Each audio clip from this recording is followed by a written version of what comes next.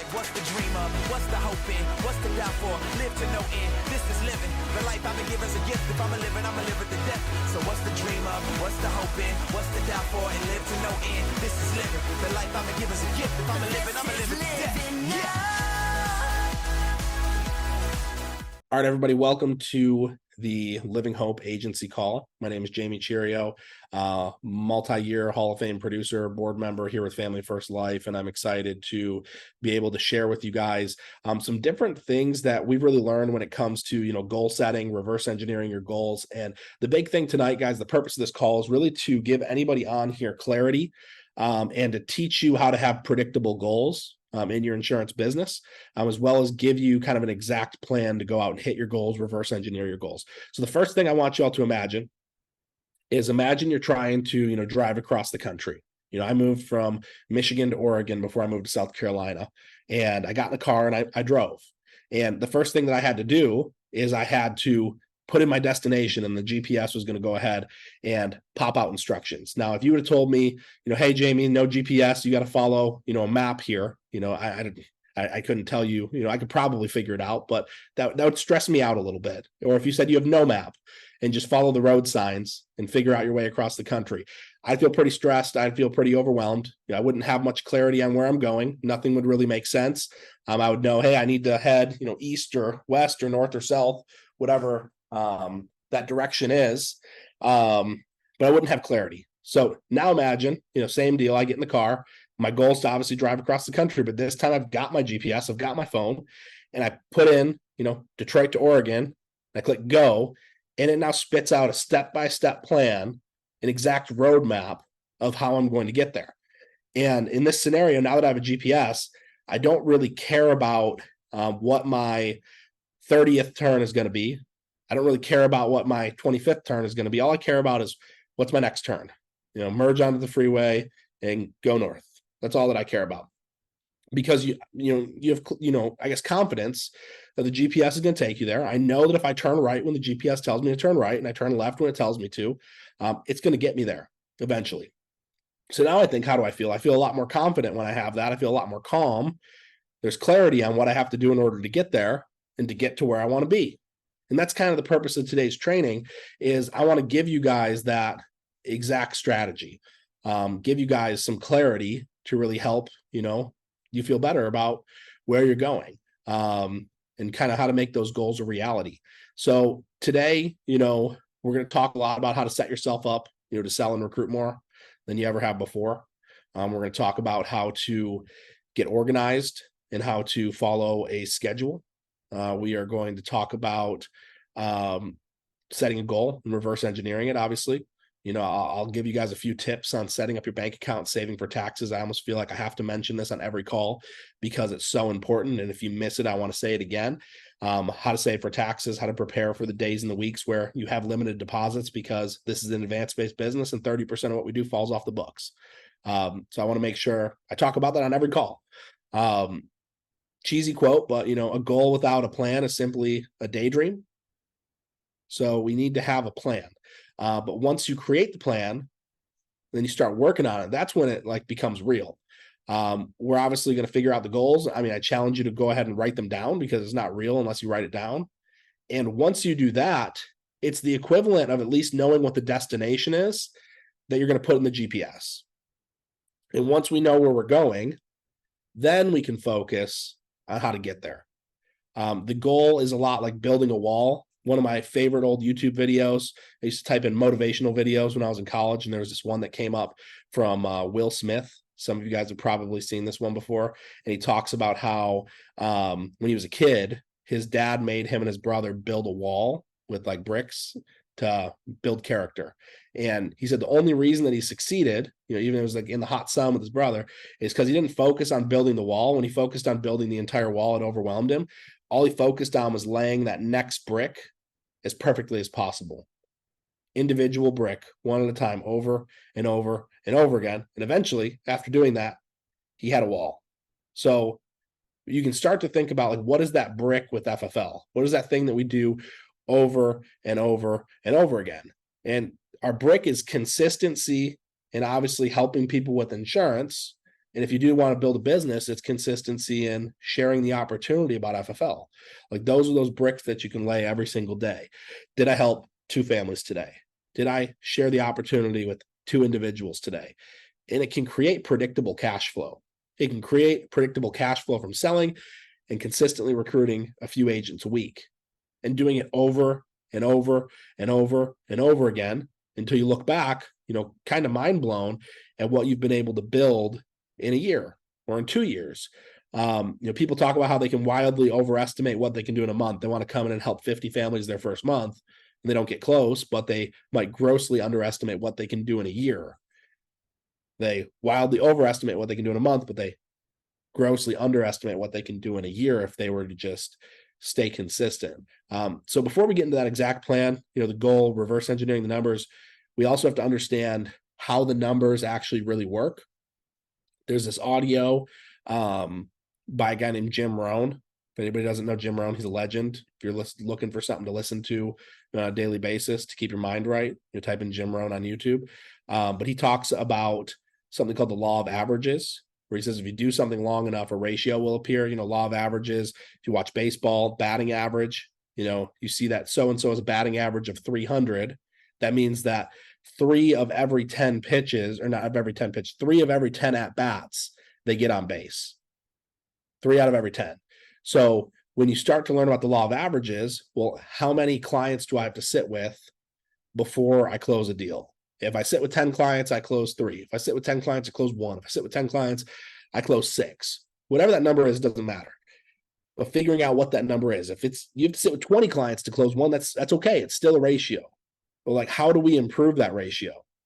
Number 1 is through repetition. If you do it over and over and over and over and over again, we're obviously going to improve those numbers. Number 1 is going to be through repetition. If I set, 15 appointments, but I get no-showed on 10 of them, I need to work on my repetition to get better on the phone to set more solid appointments. And I can maybe sit with 5 of them and close 1. But I could also, if I got better on the phones, I could sit with 10 and close 2 or 3 without even improving my skill, just by doubling the number of appointments I was able to sit on.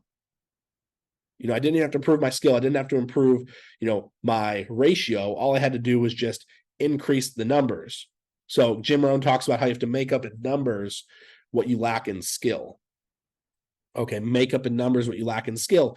But eventually, if you do this long enough, some of you guys have seen this. You'll see, top producer come in and you'll be working for 40 appointments in a week. And then they come in and they maybe have 15 or 20 appointments in a week and they still close twice as much business as you. Well, if you do this long enough, the opposite starts to happen and you start to make up in skill what you lack in numbers. But that's from repetition. So you hear this saying, do what I do, say what I say, get what I get. It's not true. Because if you do what Steve Giordano, who's $1 million a year producer, does, or if you do what I do, you're not going to get what I get because you haven't yet gotten to the point where you've, got the same ratio. So if you only do 20 appointments in a week, I could get away with 25 appointments in a week because of the 25, I'm going to sit with 18 of them and I'm going to close 60, 70% of them. Whereas maybe you can't get away with those exact same numbers when you're brand new. So it's not do what I do, it's do what I did when I first got started. Say what I said, and you'll get the same results. So when I first got started, I had to make up in numbers when I lacked in skills. So I dialed the phone 1,000 times if that's what it took to be able to get my appointments. Now, don't need to dial the phone 1,000 times because the ones that used to tell me no, I've gotten better at diffusing, reducing the sales pressure, increasing the credibility, getting them to stay on the phone with me and booking the appointment, overcoming the objection before they even have it. Again, that happens with repetition. You have to do it over and over and over again. So you see people who are producing more on less appointments. Now, there's somebody on here who is already thinking okay, that's great. Eventually, I can do less work and get paid the same. That's what some of y'all are thinking. But then there's others on here who go, oh my goodness, what if I did the same amount of work as when I first got started and I started getting paid double, triple, or quadruple what I'm currently getting paid now, just because I've gotten that much better. And there's times when, I let my, skill, I've relied on my skill rather than my numbers and got my butt kicked, because that happens in this business. Everybody has off weeks. But then it's like, when I know that I rely on the numbers every time, you can be consistent. It can be predictable. And there's some weeks where it's incredible, but then like what your old good weeks, used to be, become, your bad weeks, which is a pretty cool way to think about it. So the number one piece of advice that I would give somebody going into this is to put the numbers in your favor every week. Numbers in your favor. If you put the numbers in your favor, you're not going to fail in the long run. I can count dozens and dozens and dozens of bad days. I can count dozens of bad weeks, but I've never had a bad month at FFL because the numbers were always in my favor for the most part. Overall, there's weeks where I look back and I'm like, you really didn't do the numbers, and that's why you didn't succeed this week. But if I zoom out and I look at 3 years and I average it all together, overall, even those bad weeks, bad decisions that I made, the numbers were in my favor over the course of 36 months. So you're going to have bad days, you're going to have bad weeks, but you don't have to have bad months if the numbers are in your favor. So if we talk about what does that actually look like, full-time producer, someone who's really, really trying to do this, take it really seriously, you should be striving to help 7 to 10 families a week. 7 to 10 grand in premium per week. That should be full-time producer, what you should be striving for. A part-time producer should be striving for probably 3 to 5,000 a week. A very simple way to do this is to set 30 to 40 appointments if you're full-time, or 15 to 20 appointments if you're part-time. Simple as that. 30 to 40 appointments a week if you're full-time, 15 to 20 appointments a week if you're part-time. Now, somebody's on here, I don't set appointments, I do one called closes. Well, presentations. And when I say presentations, this means that you actually went through and they didn't just hang up on you in the first 3 sentences. You kept them on the phone, you got them to grab a pen, you were able to give them a quote. Like, that's a presentation. Whether they said yes or no, different story. But if you're doing one call closes, 30 to 40 presentations or 15 to 20 presentations if you're part-time. Because if you do it based on the numbers, it's not based on skill. It's skill or it's will. Skill power or willpower. It's a willpower. Will you buy enough leads? Will you dial the phone enough times to book that many appointments? Will you commit to push through the hard calls, the angry clients, the fatigue of sitting on the phone, sitting in a computer chair all day? Will you make that decision? Like, those are all will questions. They're not like, can you do it? Like, skill wise, can you close 5 out of 10? I don't know. Can you? Maybe, maybe not. That's skill based, but like, will you dial the phone as many times as it takes to book the number of appointments that you set for yourself? Like, you can decide that no matter how bad you are. You can sit there and say, I'll just dial until when? Until I get it done. So like, will you make the decision? You're making that decision to put the numbers in your favor. It's, not just a simple, I'll give it a try or I'll give it a shot. It's like deciding I'm going to do it no matter what. People ask me all the time, like, what's the difference between somebody who, helps 150 families a year and somebody who helps 400 families a year, which are Hall of Fame? Are they really, are the Hall of Fame guys, are they really, or girls, are they that much different than everybody else? No, not really. If you can help 150 to 200 families in a year, you've proven that you know how to sell insurance. You've proven that you can get clients to trust you. You've proven that you're just a likable, trustworthy person that somebody can trust to help them with insurance. To get to 400 families a year, it's just numbers. It's just those people at 400 say, I'm going to hit my appointment count no matter what, that's it, period. You'll find out that a lot of those people don't really have that much better of a closing ratio than you. I had a guy get on with me a few weeks ago and he goes, dude, I need to work on closing. I said, okay, talk about your numbers. Well, I had 5 appointments this week and I closed 3 of them. I was like, that's fantastic. He's like, yeah, but I just want to like double my production. Like, how do I close 4 out of 5? How do I close all of them? I'm like, that is not what you should be focused on at all. You should be focused on, how can I get to 20 appointments this week? How can I get to 25 or 30 appointments this week? If you're closing 3 out of 5, that's what, 16, 17, 20 out of 30? Like, that's a big deal. Like, you're actually closing better than most Hall of Fame producers. You're just lazy and you're not setting enough appointments. So like, you actually don't need to work on closing at all. You need to work on dialing and the discipline on setting enough appointments. So you have to figure out, what does it mean for you to put the numbers in your favor? putting the numbers in your favor, it'll also skyrocket the speed at which you improve. It'll skyrocket the speed at which you improve your skill set. And obviously, you're going to thank yourself later for developing the skills, because you can pretty much make money at will if you develop the skills. There's some days that you wake up and you're like, man, I don't really want to dial the phone. But you know that if you do, if you actually put in 10 hours, you're going to get a family on the phone. And if you have the skill set, as long as you're in the right mindset, you don't, try to sell out of desperation or do something weird to make the client feel weird, you're going to get one eventually. Eventually those numbers will work out in your favor. So what does it look like, to commit to, making the decision from just a production perspective? We're not talking about building an agency. Waking up early helps. I'm not going to sit here and tell you that it is the cheat code that's a guarantee. I know top producers that they sell until 3, 4 a.m., and they're selling in Hawaii and they sleep in a little bit and they're still crushing it. So waking up early helps. I think that if you look at it, someone who wakes up at 5 a.m.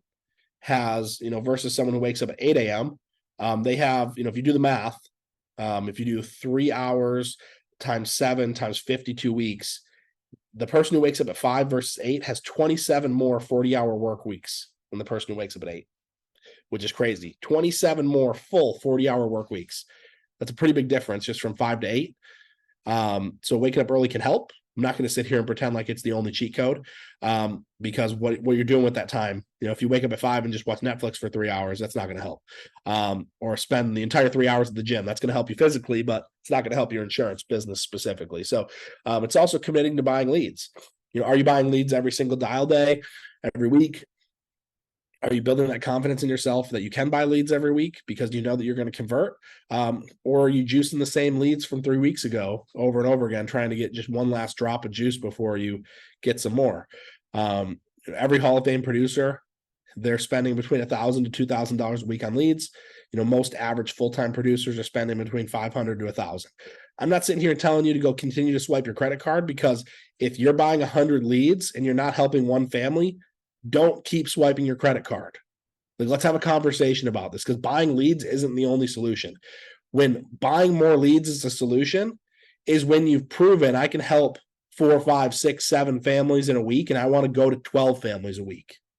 I want to go to 15 families a week. You've proven you can sell life insurance. You just need more numbers in your favor. If you have a batch of 100 and you're not helping a single family, the solution is not buy 3 more batches of leads.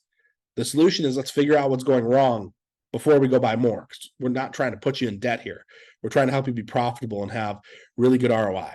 And the honest truth is, if you have 200 leads, and with grit and determination and willpower, if you can't help 3 families, even if you're not very good at this, but if you can't help 3 families out of 200 leads, I'm just going to throw my hands up and say this might not be a good fit for you, and you should highly consider a different career. And that's not me trying to be mean. It's just you got to look in the mirror. You got to pay your bills. Don't go swipe your credit card for another 200 leads if you're not helping 3 families.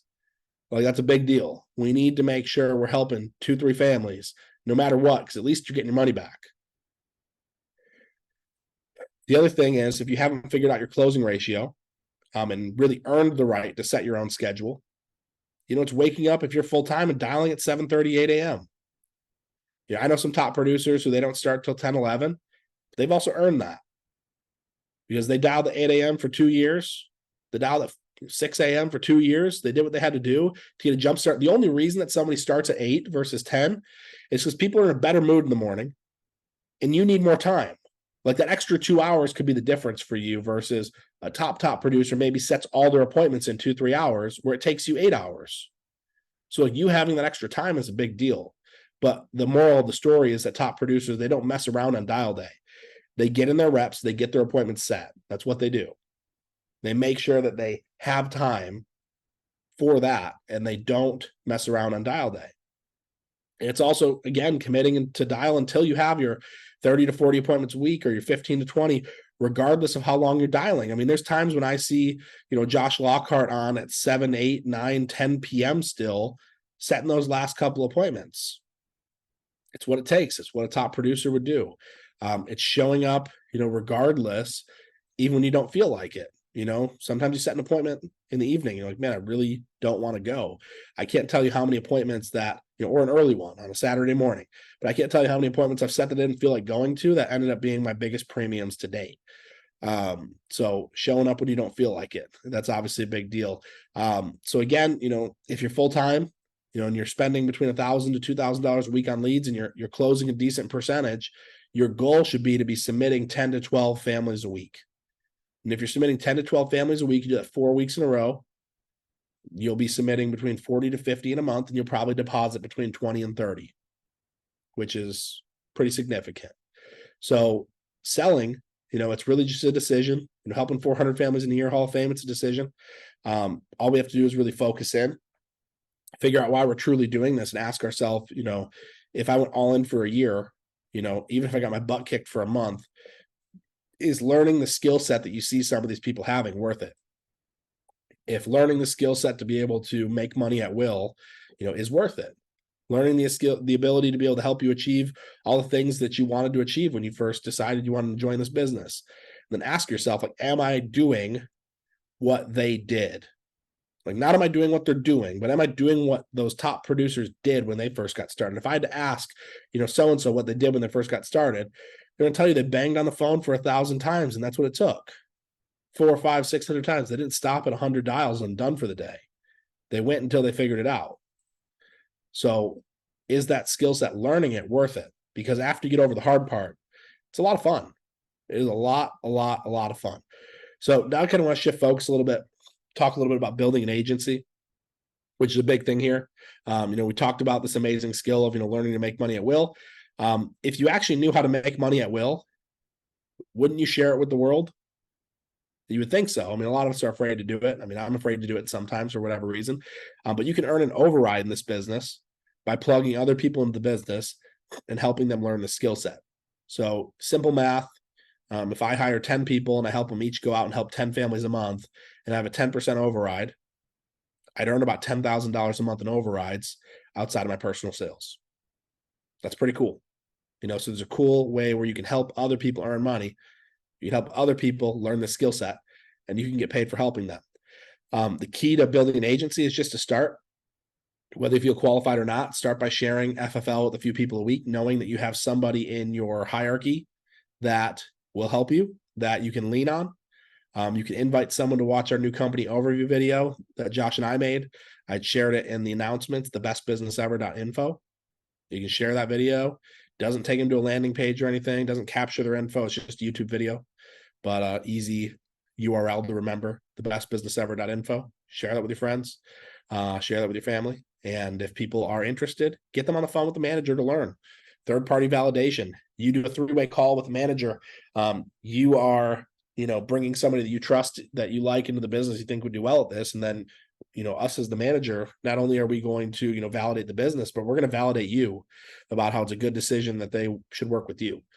And then also, like, being bold and like letting the world know that you work with FFL. Like, don't be afraid to post about Family First Life on social media. So I challenge anybody, who wants to, share FFL to commit to post more, posting about the FFL opportunity more, because if you do that, you will attract some people without you even having to reach out to them. They'll reach out to you. They'll say, what is that? You're number one on the leaderboard for what? Families helped. What does that mean? How much do you earn when you help a family? It'll start to spark some questions. So consistency is also key when it comes to building an agency. I would rather somebody share the FFL opportunity with a few people a week rather than 100 people in one day and then not again for a couple of months.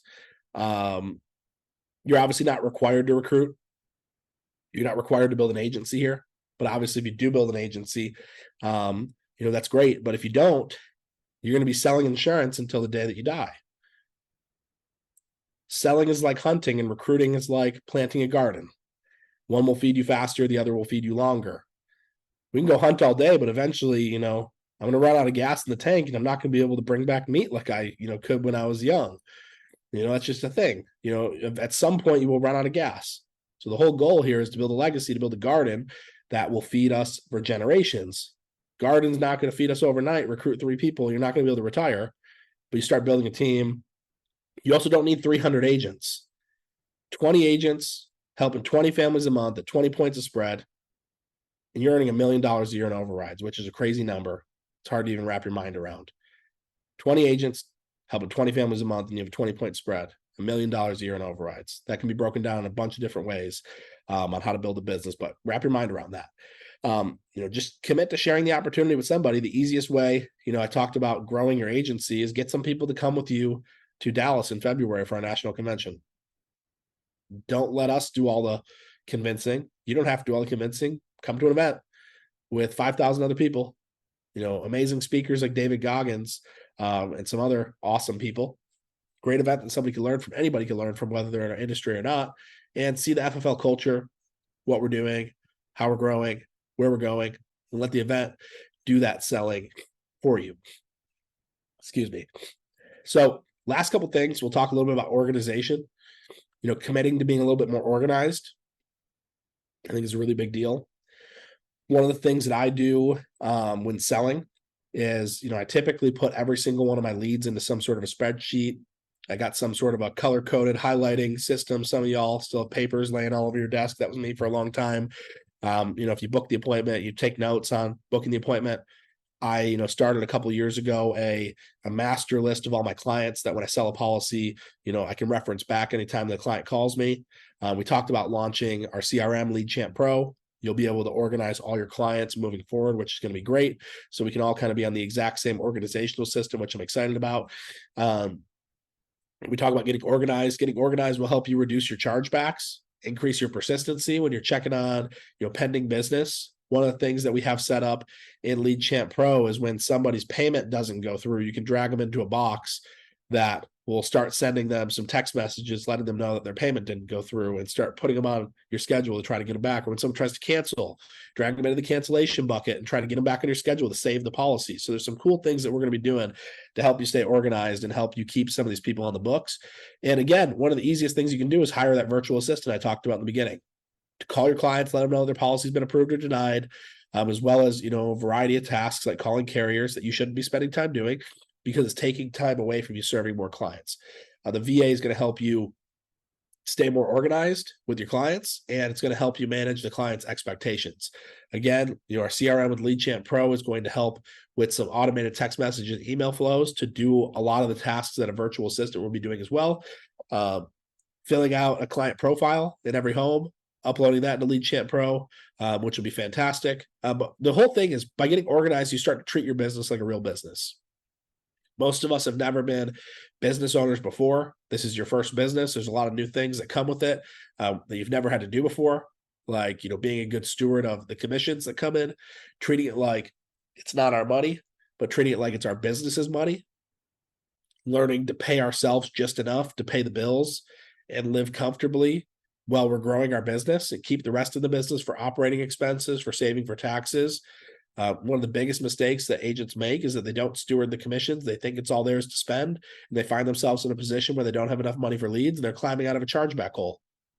And you can be in a chargeback hole, and that's okay. It happens to all of us. It takes a little bit of grit to climb out of.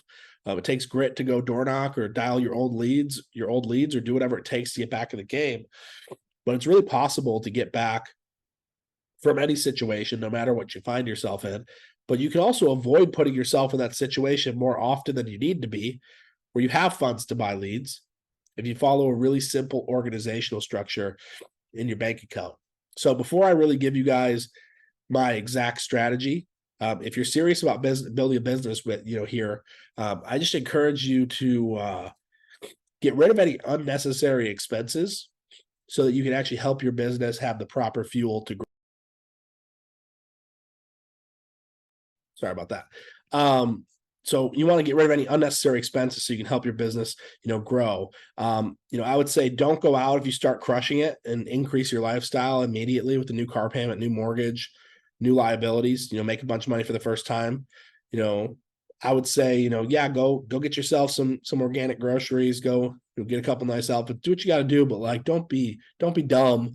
It's one thing to spend, some money on something one time. It's another thing to put yourself into a monthly liability when you haven't proven that you can do this over and over and over again on a monthly basis. So you want to make sure you can prove yourself that you can do it, not just a few months in a row, but consistently as a career. Because at the end of the day, Guys, this is sales. If you stop selling, you stop getting paid. So do yourself a favor and commit to being a good steward of the money. The only reason I can teach you guys how to do this is because I've been a horrible steward of money in my past with other businesses that I've been in. Some of y'all, know me. Some of you guys don't know my story. But when I was 19 and 20, I made $100,000 in a year, and I didn't know I was 1099 that I had to save for taxes. I thought it was fine. I thought the money would keep flowing. I'd be fine. I had a $700 a month BMW payment, a $2,400 a month rent, and a fancy loft.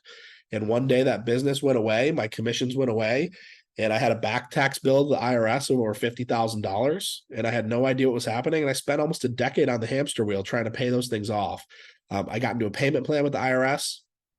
I didn't have the ability to save for taxes for the next few years because I was trying to pay my old tax bill. And I was on the hamster wheel of literally just making enough money to pay my bills and my back taxes to survive. And in 2017, I had to file bankruptcy. I got my BMW possessed, taken in front of all my friends and family. Super embarrassing. So trust me, I can tell you guys, you don't want to find yourself in this situation. And hopefully we're not going to let you go in that situation. But that's why I get so passionate about helping people do it right when they first get started, because 90% of people don't make it a year in this business just because it's hard to be in sales. Let alone, I know some people who were amazing at this business who came in but didn't steward it properly, and they went out of business anyways. I have an agent who went out and he helped 200 families in a year, but he's out of business because he didn't steward it well. So my simple strategy that served me really well is having 4 bank accounts: personal checking, personal savings, business checking, business savings. You don't need to go specifically get a business account or open up an LLC or an S Corp. You can worry about all that stuff after your first year in business, but you don't really need to worry about that as a brand new agent. 4 regular accounts that you pretty much just label personal and business. What I want people to make sure they do is that they don't commingle their personal and their business. So don't have your insurance deposits going into your personal checking. Keep it separate so you can run a real business. Open your additional business accounts, deposit your first lead, investment into your business checking. When you buy leads, use your business debit card associated with the business checking. So now all your business expenses are tracked in one account. So you're not having like your personal groceries and your light bill and your utilities and stuff, mixed in with your lead purchases and, softwares and things like that, memberships to different marketing programs, whatever that is. You want to keep your business expenses completely separate. So set up your deposits also to go into that business checking. And when your deposits come in, take 30% of every deposit that comes in and put it in your business savings account. 30% is probably way more than you'll have to pay for taxes, because in your first year, you're going to have write-offs. And if you don't know about write-offs, that's a whole other conversation, but things you can do to lower your taxable income as a business owner. But you're not going to owe 30% your first year.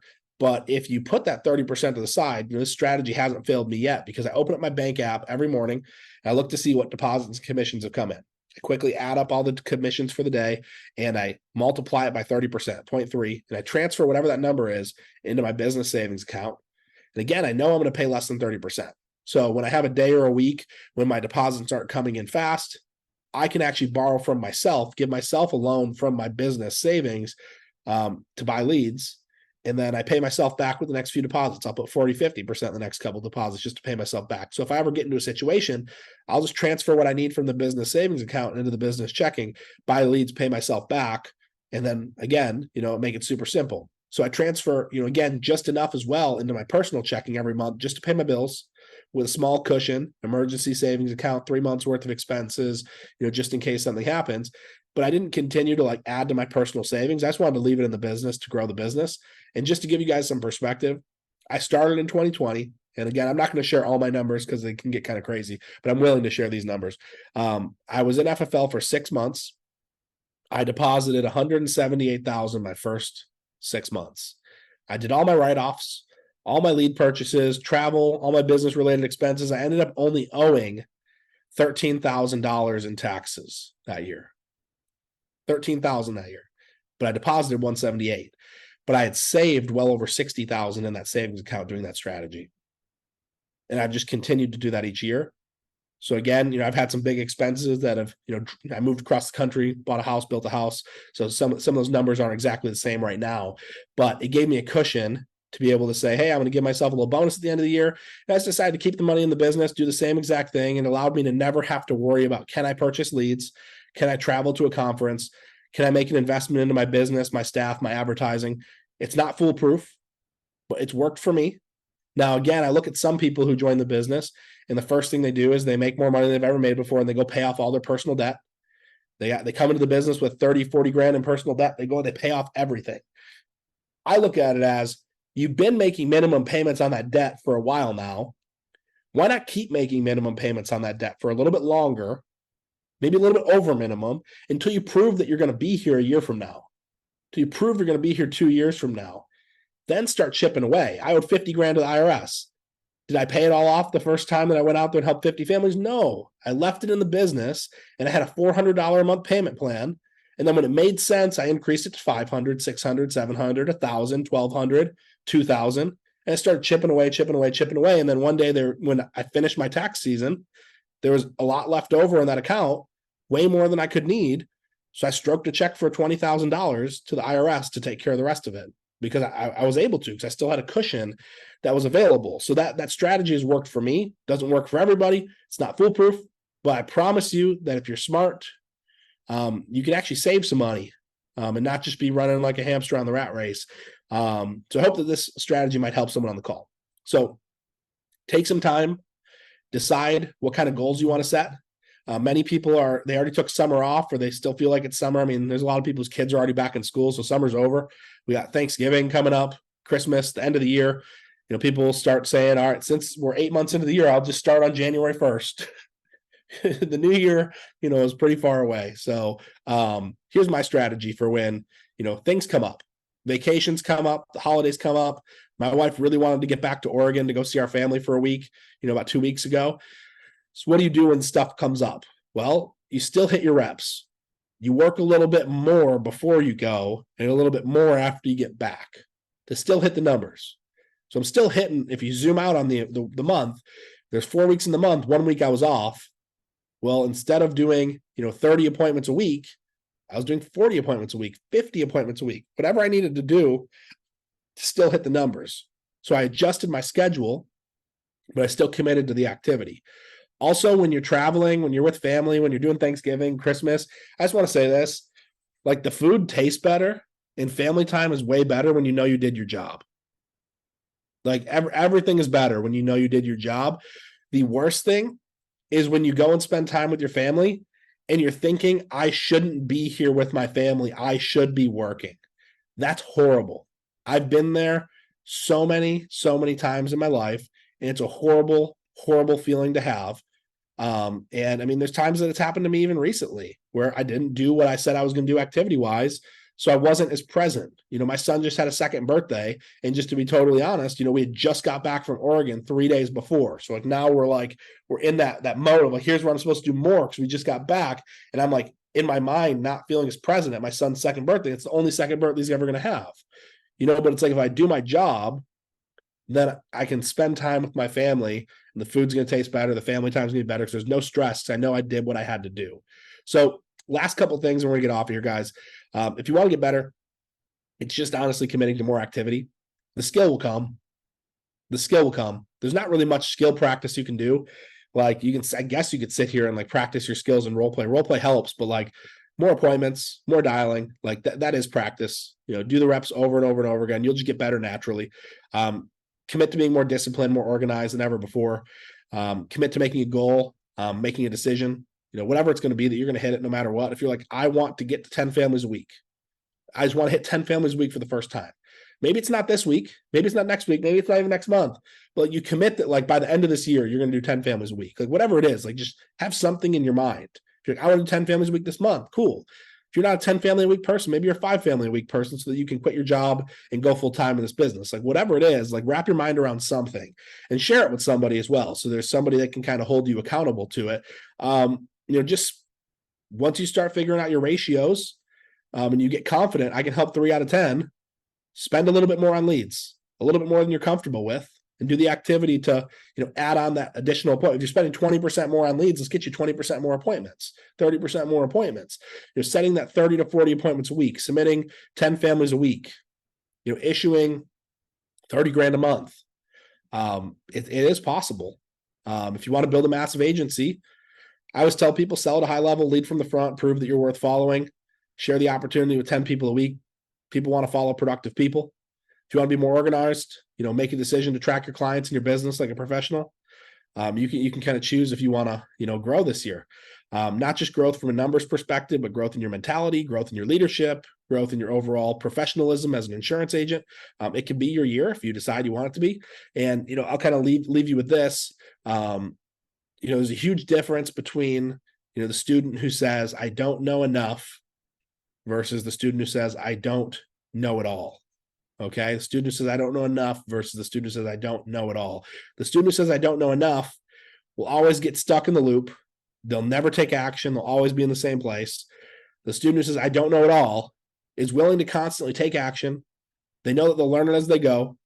Those people are going to achieve massive success beyond their wildest dreams. Never think, obviously, you know it all. As soon as you think you know it all, you also stop being teachable. And if you stop being teachable, you're not going to move forward. I've had times in my career here where I've stopped being teachable and I've watched myself plateau because of it. So, knowledge is great, but, it's not power unless it's used, unless it's applied. So obviously keep being a student, let that, learning, not just be something that you hold on to like a sponge, like let it lead to massive action. And obviously you're going to learn way more by doing than you ever will from a podcast, a training video, or a convention. That's a fact. So you can watch our boot camp. That's all great. Listen to podcasts, watch YouTube, listen to live dials, soak it all in, but you will learn more from just doing it than you will from any of that, tenfold. So I appreciate y'all.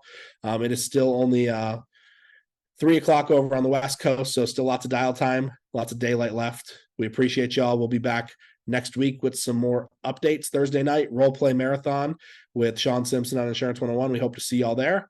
I hope everybody has an amazing night, and we will see you next time. Bye, guys.